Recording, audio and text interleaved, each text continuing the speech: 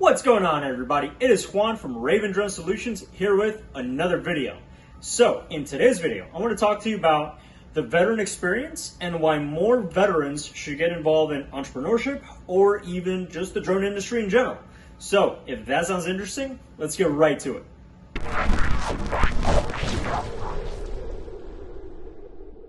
My motivation for make this video is due to the fact that there is an old video that went out. This is actually when I was leaving the Marine Corps with Donnie O'Malley from Vet TV. And basically what he's saying to veterans is quit the BS. Now I'm going to go a little bit more depth on this video. But basically this video in a nutshell was one of the reasons why I got into entrepreneurship. Or just being a business owner. I'm not really comfortable calling myself an entrepreneur just yet. But a lot of the stuff that this guy says is a lot of harsh realities that I think a lot of us have to face. And, you know, even 6 years later, I still listen to it every now and then. Sometimes when I'm having a rough day and I feel like, okay, I just need a kick in the side telling me, hey, listen, you're being a little bitch. You need to get out there and you need to stop complaining. You need to get out there and work. You need to get out there and crush your goals.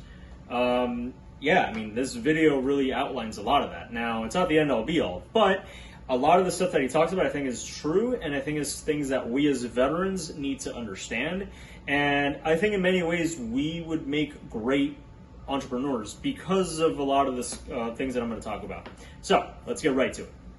Now, one of the many things that us as veterans face is that civilian life can be kind of tough, and it can leave much to be desired. Now, it depends on your individual situation, where you're located, what you're trying to do, your motivations, and things like that. But we all understand that, you know, you go through a lot of these things, especially at such a young age. I mean, I joined the Marine Corps at 19, and by the time I left the Marine Corps, I mean, I've already been to like almost 40 countries. Met a lot of people. I knew ambassadors, I knew diplomats, I knew people from all these three-letter agencies that you're probably thinking about. And I was around a lot of you know, really incredible people, and I saw these incredible things. And you know me, I'm just a normal guy. I mean, like there's nothing really that impressive, you know, about me. And I was around these people. I was like, wow, okay, like, dude, like, and I was a part of something, right? And you get out of this lifestyle. I mean, even just when I was a technician, same thing. I mean, I learned a lot of things and did a lot of different things. You get out of the military and you're back in the civilian life, and I mean, depending on your individual situation, but for a lot of us, yeah, it's kind of a letdown, because even though a lot of us can't wait to leave, I mean, for me, I couldn't wait to leave. I was so tired of shaving all the time and having to cut my hair and having to do this and having to do that and getting treated like a child and having to check in with another grown man that's not even that much far advanced in age than I am. And I got sick of it. And I'm like, okay, dude, no, like, I want to get out. I want to do my own thing. I'm tired of this stuff. But I got out and it was like, oh, wow, like, I actually miss it. And most people can relate. As a matter of fact, when I left, you know, it never really felt like I left.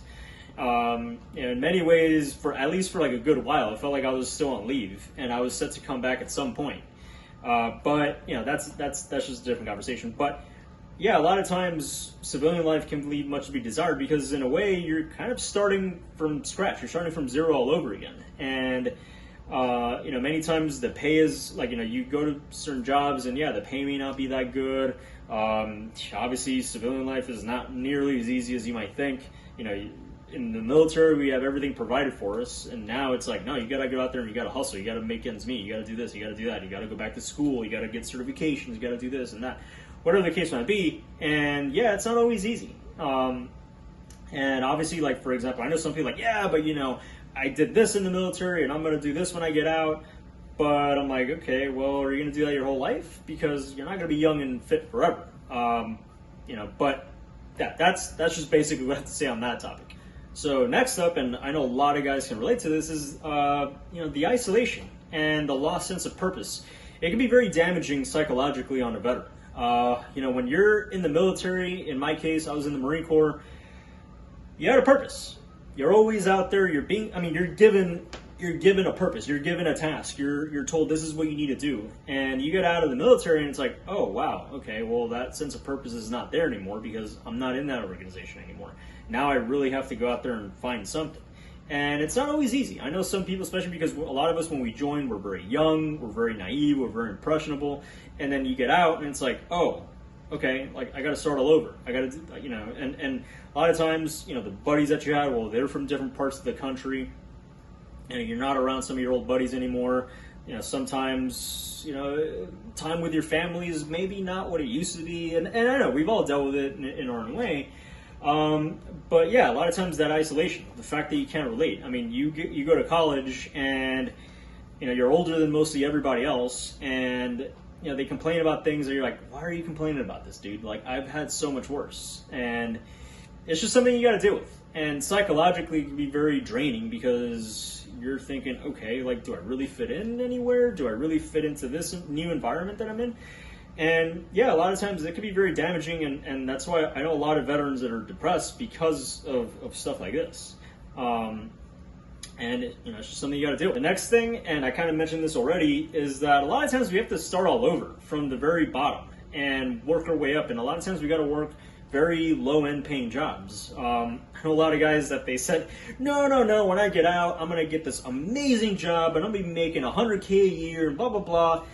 And then you ask them what they do like a year later after they leave, and they're like, "Ah, man, my car got repossessed and this and that, and I'm working at McDonald's or whatever the case might be." Not always the case, obviously, but I know a lot of guys that like the job opportunities that they thought they were going to have weren't really there because, to be quite frank with you, a lot of people don't care about your service or what you did or your history or anything like that. I mean, I could tell my history to a lot of people. I can tell them, yeah, I used to do this, I used to do that, I went to this country and that country. They don't really care. They only care about what's relevant to them. And I mean, I've been interviewed by companies that actively employ veterans, and yeah, they like a lot of what I've done, but at the end of the day, they want to know if my experience is relevant to them. And if it's not, then they don't really care about what you did. So that's definitely something you have to take into consideration, and it's something that, yeah, as veterans, we kind of face from time to time. Now, I'm going to talk about the video from Vet TV with Donnie O'Malley that I'm going to have linked down below, and in a nutshell, what he talks about is just quit the BS. There's a lot of things that us as veterans were so entitled about, and the thing is, nobody owes you anything. Nobody owes you an understanding. Nobody owes you anything. And you have to really take the bull by the horns and go at it, okay? I knew a lot of guys that they were hard chargers in the Marine Corps, and then they left the Marine Corps, and yeah, it's just that fire was gone. Like they and they're the ones complaining on Facebook of, oh, well, this country doesn't care about veterans and blah, blah, blah, blah, blah, and I should be given this, that, and the other. And you're like, dude, it doesn't work that way, okay? And one thing Donnie talks about is this in particular, and about how a lot of times, yes, veterans, we're struggling. We have issues. But look, it's up to you to figure it out. It's up to you to really analyze a problem and see how you can fix it. Nobody's going to do it for you. And on top of that, he goes into some detail about starting your own business. This guy started his own business. He started this really, really cool type of content on YouTube and other platforms, and it's called Vet TV. And a lot of it is very satirical. It talks about the fleet or different services, but basically he really took the bull by the horns and put full force into this. And many people followed him, and many people are making some really cool content. But he really talks about books that you should read, conferences that you should attend. Instead of being in this little bubble and thinking, like the way that you've been taught in the military, is like, expand and see other areas and see, basically like, different avenues that you can take. And I think this is very important because a lot of times in the military, we're so, we have these, goggles on, like there's no peripherals anymore. And, when you get out, you're like, oh, wow, all this stuff, all these possibilities, but you don't know what to do. And I think that you really have to analyze what your problems are and fix it. And yeah, he goes into detail about this, and he gives a lot of tough love. All right, I mean, if you're easily offended, don't watch the video because I mean he does tear into you a bit. But these are things that I really thought were very powerful, and it really helped me in many ways. And it's all about taking ownership. And as veterans, we're used to being in charge of things. We're used to having people depend on us. And these are things that we got to continue doing, even when we're out of the military. I mean, the service does not stop after the uniform is hung. That is a very important thing to learn. And I think that he does a very good job at outlining this. And one of the things he talks about, and I wholeheartedly agree, and he talks about, well, how many of you sat behind a desk for 4 years, got out, got the GI Bill, which there's nothing wrong with. I mean, I pretty much did that. But if you seriously think that your service is weighs a lot more than somebody that started a business from nothing and now employs hundreds, if not thousands of people and allows them to live the American dream, if you think your service weighs more than that, hell no, you're wrong. That person's service, that person did a lot more for this country than what you did, okay? Granted, there's exceptions, but you get the point. There's a lot of things that we as veterans can do that we can continue being of service to our country. And entrepreneurship is a very good way of doing it. So one of the many points that he makes, and I agree, and especially coming from as an enlisted guy, is the fact that we talk crap on officers all the time about how officers are so dumb and this, that, the other, and they're so inept, and they only see things through their eyes, and all they care about is their careers and stuff like that. Well, listen, now you're out. Now is your time to be the officer. Now is your time to make things happen. Now is your time to be the one directing people. Hey, you do this, you do this, you do this, making the plans. Okay, and many times you're going to make a lot of mistakes that people are going to talk crap on you for. Even for me, that I'm technically a one-man business, I've made stupid mistakes. I've made mistakes that people have criticized me for, and I mean, some of it's definitely well-founded. And that's just the way it is. But look, when you get out of the military and you really you have this drive to do something, well, get out there and do it. It's not going to come to you. It's not going to fall in your lap. Nobody's going to hand you a silver platter of purpose and meaning and this, that, and the other. No, you got to go out there and you got to find it.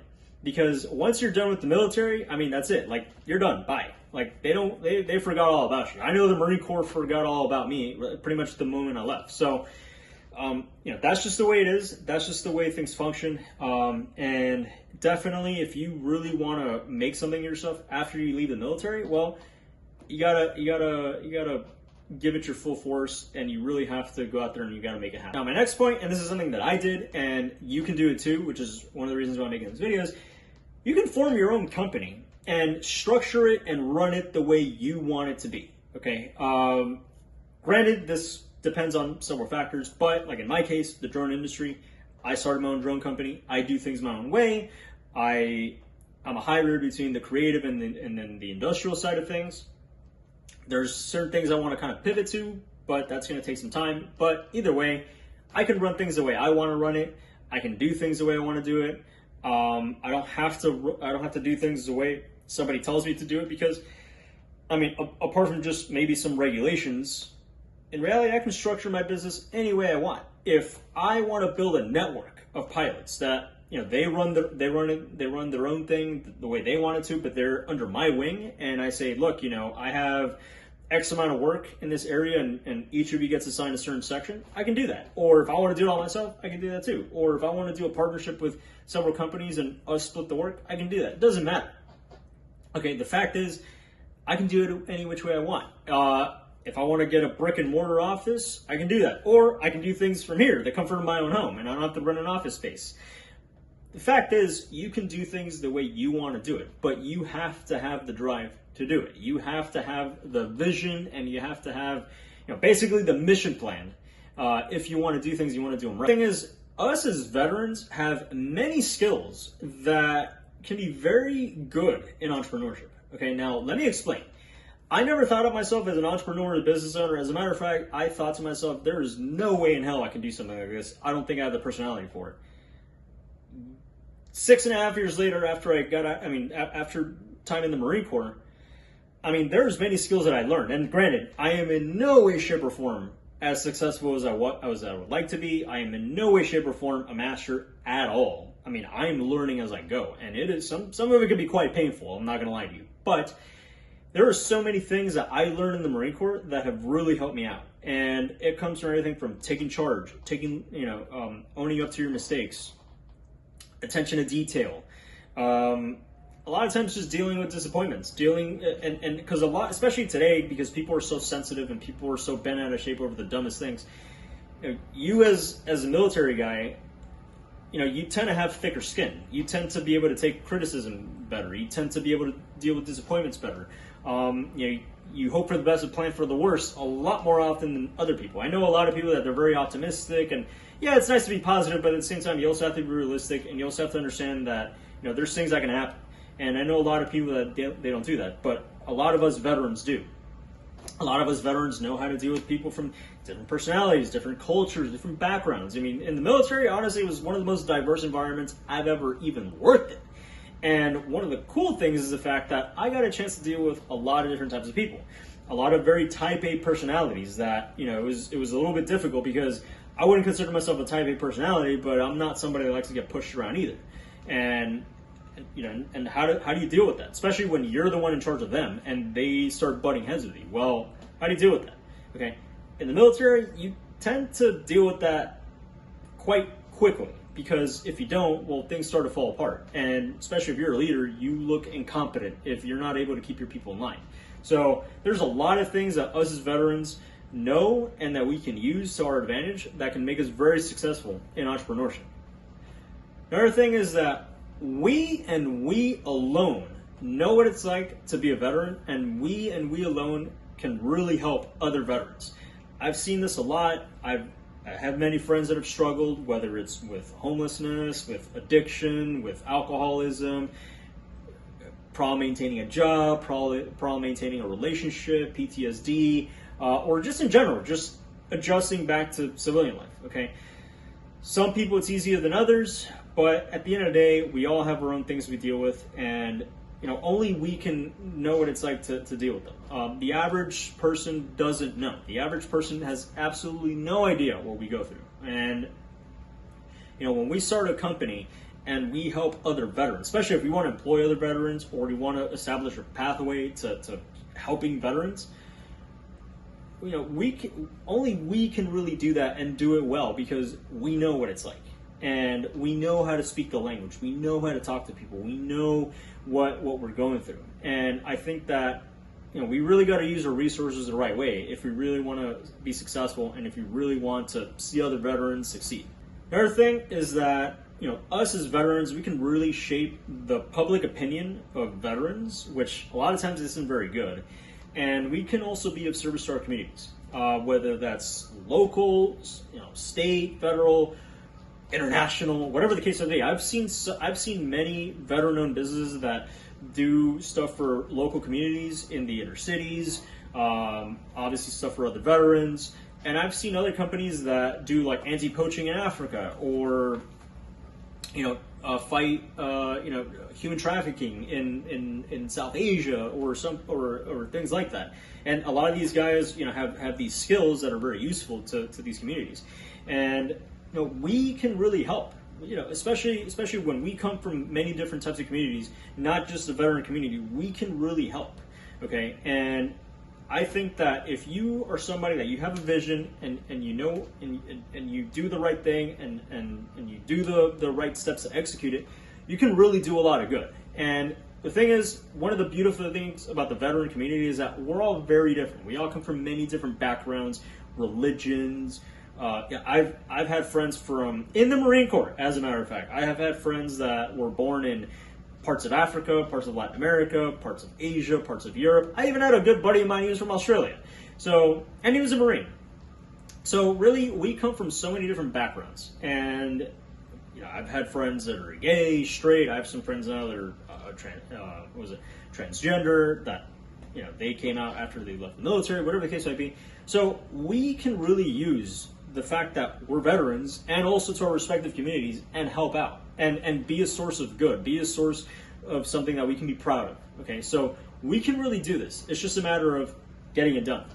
Now, the last thing that I want to talk about why veterans should get into entrepreneurship, and that is the fact that with our own companies, we can establish our own work culture. Okay, I'm sorry, work culture. I don't know if you heard me. There's many things that us as veterans we can really do, and there's many jobs in the military that we can apply to the civilian world.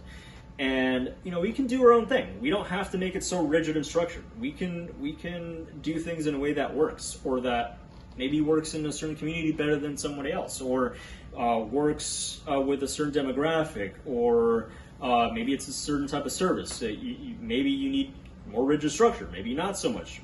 Whatever the case might be, it doesn't matter. The fact is, we can do it. We can establish our own work culture. We can establish our own really identity with our companies. So, that is something that I think that us and us only we can really do, and especially if we want to be a positive influence in our country and also for the veteran community as a whole, it's up to us to do it. All right, guys, so that is it for today. Let me know what you think down in the comments. Hit me one of these. Subscribe down below, and these videos will come directly to you. I'll keep making more. Let me know if there's anything you want me to talk about, if there's any videos that you think I should make. Comment down below. Let me know what you think. If there's anything I missed, is there anything you would add? Please let me know. I'd really appreciate it. Anyways, guys, that is it for today. See you next time.